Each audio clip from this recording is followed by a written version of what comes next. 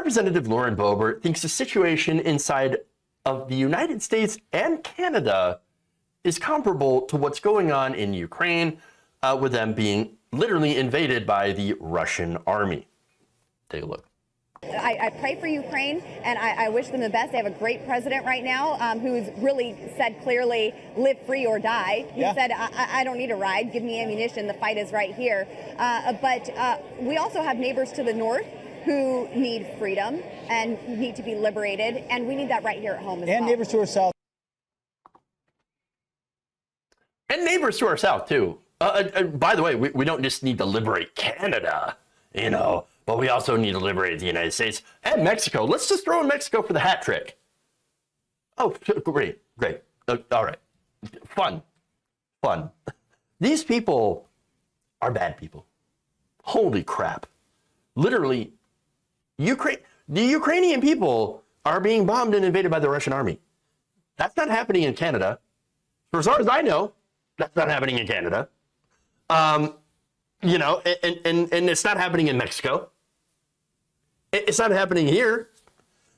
Whereas, 2,000 people a day actually are dying in the United States from what? From what? COVID. Unvaccinated Americans, by the way. But she defends the Canadian anti-vax truckers and, of course, the ones that have popped up here that are not doing very well because there are no mandates to fight against. But that's what they're doing. That, if they didn't have a vax mandate, then there are a certain amount of truckers that will go, no, we're not going to go and get vaccinated. And then, of course, you're going to end up having people that are dying from COVID. But anyway, her argument is even worse. How could it be worse? Well, again, she's feigning to like the Ukrainian president. She said, I pray for Ukraine. I wish them the best. They have a great president, President Zelensky. Now, here's the thing.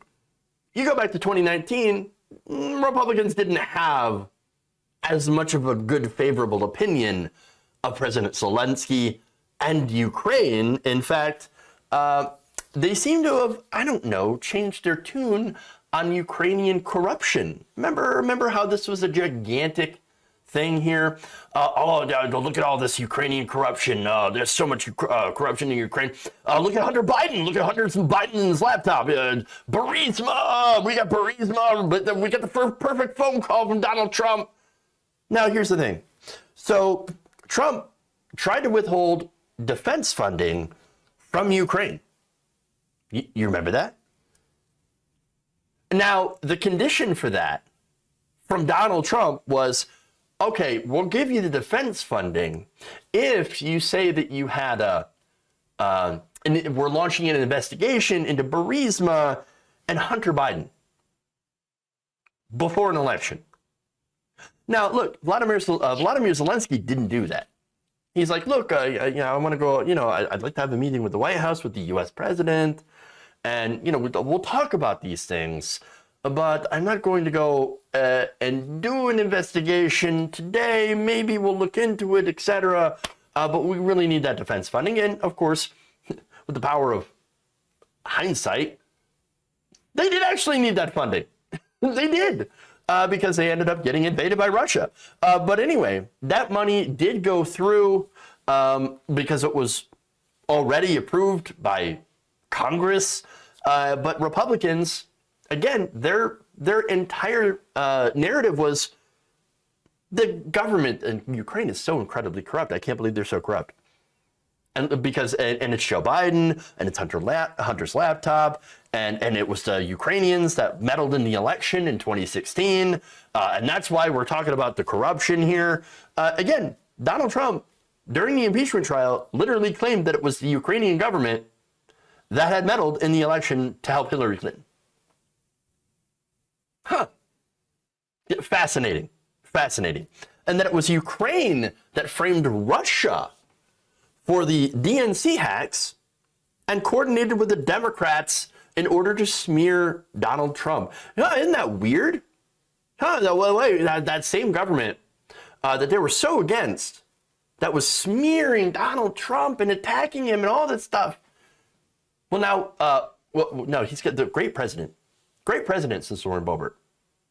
We're going to defend Ukraine. We care so much about the Ukrainian people. Oh, really? Oh, really? Oh, but there's more. There's receipts. The U.S. intelligence assessment blaming Russia, according to the right wing, was written by anti-Trumpers whose conclusions could not be trusted.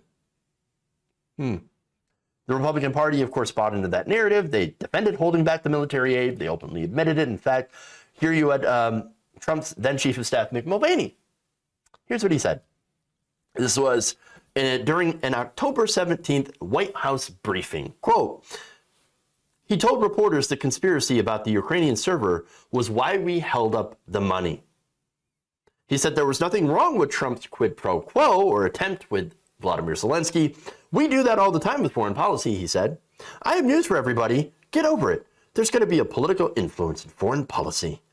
Press Secretary Kayleigh McEnany also belittled Lieutenant Colonel Alexander Vidman, who reported this, who testified to Trump's behavior and was fired in retaliation as a former junior employee. Other Trump aides joined in smearing in the Ukrainian-born National Security Council expert. Then Senate Majority Leader Mitch McConnell said it was laughable to think this is anywhere close to an impeachable offense, withholding that defense money. And so, look, when you look back at what's going on in Ukraine, where they're struggling to hold back the Russian military, yes, they needed the money. Donald Trump was willing to deny them that aid unless they backed his insane conspiracy theories. And of course, you had the rest of the Republican Party that were doing the same thing, that were supporting him. Weird. Now, by the way, the Republican Party overwhelmingly backed Russia and smeared the Ukrainian government, again, as incredibly corrupt. And yet now they are coming out and saying, oh no, we backed Ukraine. Solidarity, everybody. And by the way, not only solidarity with Ukraine, but also we should liberate ourselves and Canada and Mexico, just like Ukraine. But that's not even close with the situation that's going on. Ukraine is a sovereign country that's been invaded by Putin and the military. This is not the same thing. And by the way, it's incredibly gross and disgusting to use this situation in order to push her own narrative. It's just incredibly disgusting. She's a disgusting person. To think that any of the Republicans in office would actually stay and fight in Ukraine if that happened here, no, hilarious. Ted Cruz left Texas because it was cold. You know what Donald Trump did on January 6th? He went to the bunker. So these people, they want to sit there and cosplay heroes. And they're doing so while being the most pathetic cowards that you could ever imagine. Look, the situation here is this. War. War is hell. You have people that are dying. There are people that are losing their homes.